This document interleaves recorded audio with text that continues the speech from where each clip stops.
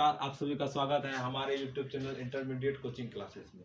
तो बच्चों, आज हम लोग जो है I have a dream chapter का समरी और वन शॉर्ट वीडियो में सारे चैप्टर पढ़ने जा रहे हैं। पिछले क्लास में हम लोगों ने पढ़ा अ पिंच ऑफ सलम, जो वेरी वेरी इंपॉर्टेंट था। ये भी इंपॉर्टेंट है, ये भी आते हैं, क्योंकि चार में से कोई एक लिखना होता है। तो चार में से कोई एक लिखना है, तो चार में से इसका भी आता है। इसका भी रेशियो जो है बहुत अच्छा है, प्रोपोर्शन जो है बहुत अच्छा है। तो हम लोग आई हैव ड्रीम पढ़ने जा रहे हैं। आई हैव अ ड्रीम, इसका मतलब क्या होता है? मेरा भी एक सपना है, मेरा एक सपना है। और जिसको किसने लिखा है? Martin Luther king junior. इसको नाम याद रखने के लिए क्या? आई हैव अ ड्रीम, मेरा एक सपना है, मार कर लूट कर राजा बनने का, मार कर लूट कर राजा बनने का। Martin Luther king, J are मतलब होता है junior. I have a dream, मेरा एक सपना है। ये क्या है? एक ब्यूटीफुल स्पीच है, जिसको दिया गया था किसके? लिंकन मेमोरियल के स्टेज पे, जो वाशिंगटन डीसी में है। लिंकन कौन थे? तो प्रेसिडेंट थे, 16th प्रेसिडेंट ऑफ अमेरिका थे अब्राहम लिंकन। उसी के जगह पे बनाया गया है लिंकन मेमोरियल, जो वाशिंगटन डीसी में है। कब दिया गया था? तो अगस्त 28, 1963, 28 अगस्त 1963 को ये स्पीच दी गई थी मार्टिन लूथर किंग जूनियर के द्वारा।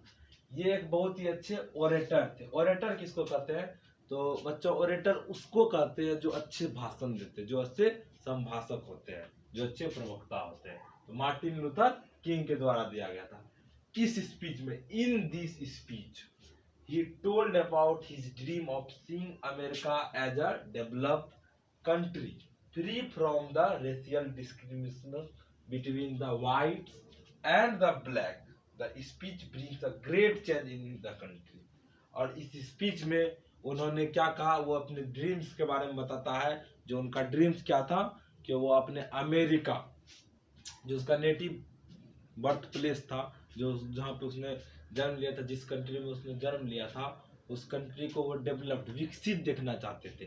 विकसित इस मामले में नहीं कि बहुत सारे अच्छे अच्छे चीज इन्वेंशंस हो जाए, इस मामले में देखना चाहते थे कि वहाँ जो रेशियल डिस्क्रिमिनेशन हो रहा है, वाइट मीन्स गोरे व्यक्ति और काले व्यक्ति के बीच में, वो खत्म हो जाए।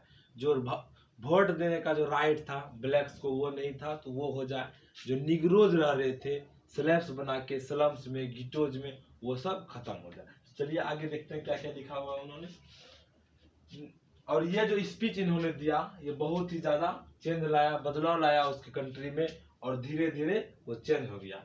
In his speech he also request his audience, means जो सुन रहे थे, जो जनता सुन रहे थे, उनको टू मेंटेन डिग्निटी, और अपने देश के प्रति निष्ठा को बनाने की उसने ये भी रिक्वेस्ट की, उसने ये भी आराधना की। तो he reminds the promises that were made 100 years ago, और उसने ये भी बताया कि 100 साल पहले हम लोग ने क्या प्रोमिस किया था, उसके बारे में भी बताया था।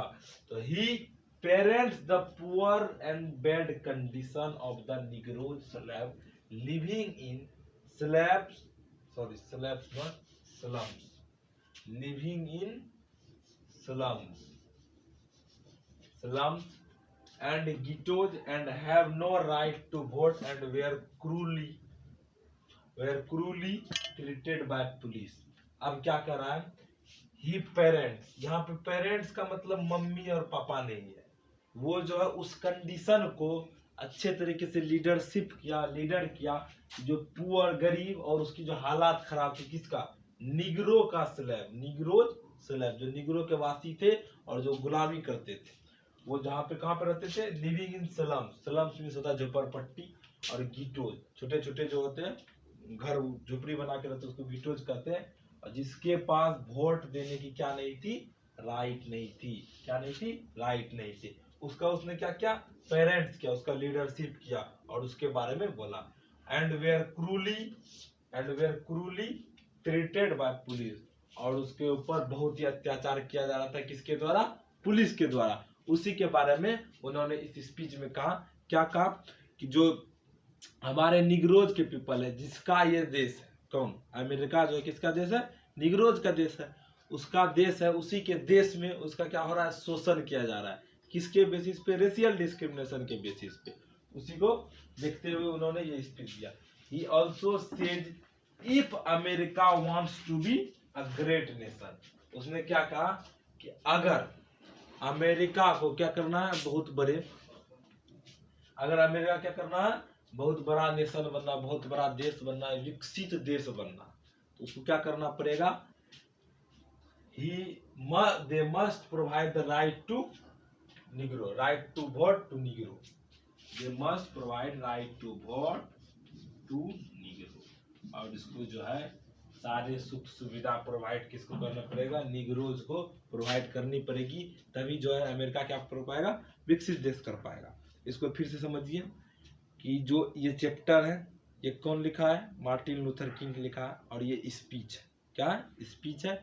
ये लिंकन मेमोरियल के स्टेप्स पे दी गई थी, मींस लिंकन मेमोरियल स्टेज पे दी गई थी। कब दी गई थी? 28 अगस्त 1963 को दी गई थी। उसके बाद जो है मार्टिन लूथर किंग अपने स्पीच में कहते हैं कि हम लोगों ने जो 100 साल तक, क्या 100 साल पहले प्रॉमिस किया था, उसको निभाएंगे। और जो भी दिक्कत, जो भी कष्ट हो रहा है, किसको? निग्रोज के पीपल को, निग्रोज के स्लैब्स को, जो स्लम्स और गिटोज में रह रहे हैं, उसको सॉल्व करेंगे। उसके कंडीशन को इसने क्या क्या? लीडरशिप किया। दूसरी बात क्या है? ये जो है राइट टू वोट दिलवाना चाहते थे। क्या दिलवाना चाहते थे? Right to vote. किसको? निग्रो के पीपल को वोट देने की जो है राइट दिलवाना चाहते थे। दूसरा बात क्या? इसका इच्छा था कि अमेरिका एक डेवलप्ड कंट्री रहे जहाँ पे रेशियल डिस्क्रिमिनेशन ना हो। रेशियल डिस्क्रिमिनेशन किसको कहते हैं?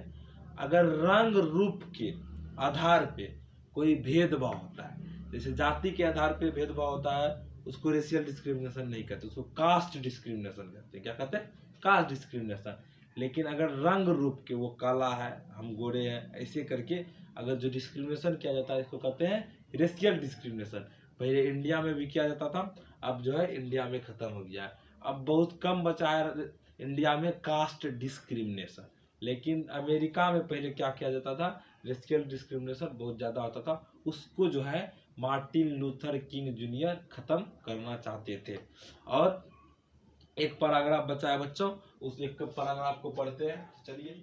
और अंततः कौन? मार्टिन लूथर किंग ही किसको बताता है? Martin Luther King says that there will be freedom and justice. और उसने अंत में कहा कभी ना कभी यहाँ पे क्या होगा? आज़ादी, स्वतंत्रता होगी और जस्टिस होगी, न्याय होगी एवरीवेयर। मीन्स अमेरिका में जो है स्वतंत्रता और न्याय दोनों होगी कभी ना कभी।